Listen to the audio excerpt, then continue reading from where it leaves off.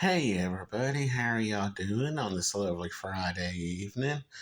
I'm gonna give y'all a little bit of a interesting history of our area. Some of it's gonna be pretty interesting before it dives down into pretty sad territory. I know this may not be for everybody, but it could be an interesting learn about our tiny little county in the northeast corner of Alabama. Anyway, DeKalb County used to be known as the sock capital of the world. Fort Payne, which is one of the larger, which I think is the largest city in DeKalb County, DeKalb County in a whole had close to 150, 160 sock mills at one point. It started in the late 70s and all the way up to like 2009. Had 150, 160 fully operational salt mills.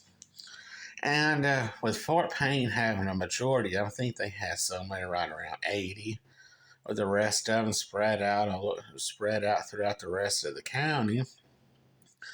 And it was bringing a lot of revenue in the area, and it was doing good for a while. And it employed a lot of people from the two neighboring counties next to it, because that's just how good quality work they was doing. It was high in demand, and the higher ups, being the money hungry idiots they are, of course, I'm sure y'all have heard of other corporations that doing this, but they decided to.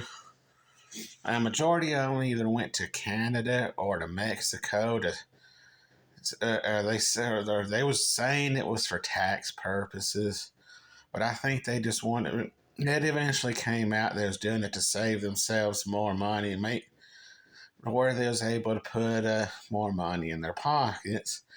And we went from 150, 160 to I think like four or five still operational into this day. And one of them being the one my cousin owns, and they're still in high demand, making a lot of socks and everything. But when they left, DeKalb County's economy took a major hit. It went down in a heartbeat. There was a lot of people unemployed, having to move other places to find work. And a lot of your mom and pop run stores shut down. Especially Fort Payne, started becoming a ghost town. But thankfully, they've recovered and able to bounce back and had a lot of industries come in. And a little fun fact, I don't know the age of my viewers, but if you were old enough, you lived in the 80s and 90s, you might have heard of this country band named Alabama. Now, they came out of Fort Payne. They think it was like the 70s and 80s, most of the 90s, and a little bit of the early 2000s. They were real big in the country music scene. And we even have it's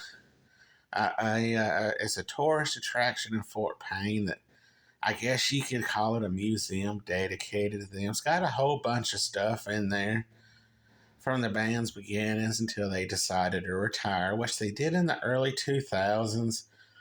And they made a few appearances here and there.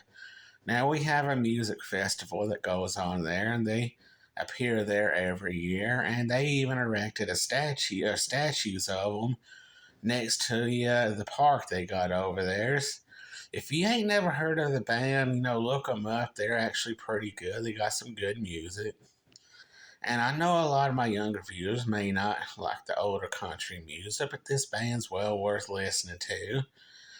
But since they've retired and only make the sporadic appearances, I know there's two that still live in Fort Payne, the lead singer and the one of the bass players, and then the other two moved off. I know one lives in Texas. I couldn't really tell you where the other one lives at, but they still bring in some tourist attractions too there, along with along with the Cracker Barrel there that's right next to the interstate, actually brings in a lot of people because who doesn't love Cracker Barrel? Now to the more depressing story of this, our little history that everybody's embarrassed about. And I don't know if anybody's heard of. It's called the Scottsboro Boys. And this was, I think, like the 1920s, 1930s, or 40s, so at the height of black people being highly discriminated against.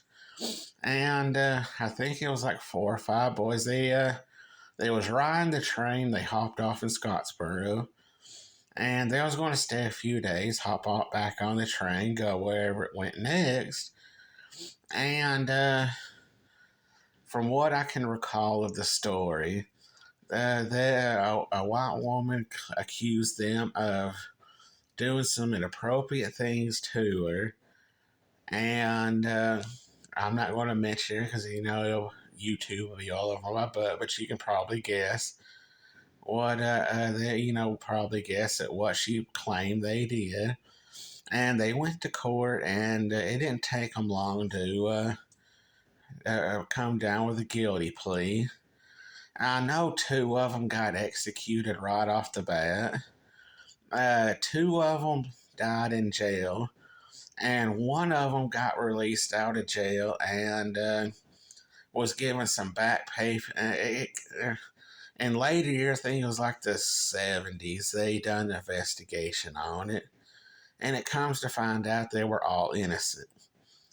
And it comes to find out her boyfriend was the one that did all those bad things to her and pressured her into accusing the Scottsboro Boys of doing all those heinous crimes against her, and got them. And when all that was found out, the families of the boys did receive some money and their names were clear, but it's sad that prejudice was so bad back then that these boys' lives were ruined for something they didn't even do, and they was only stopping for a couple of days just to rest up and then be back on their adventure. And it is sad that they happened. And they have set up a museum dedicated to the Scottsboro Boys and the events that happened, and all the proceeds that go into that goes to help out, and all this kind of stuff, and better educate people. And the town has strayed away from all of that, and they treat people better now. But anyway, I figured I'd give y'all a little bit of a unique look into our little corner of the world here. And I know this ain't going to be the greatest video in the world, but I hope somebody might enjoy it.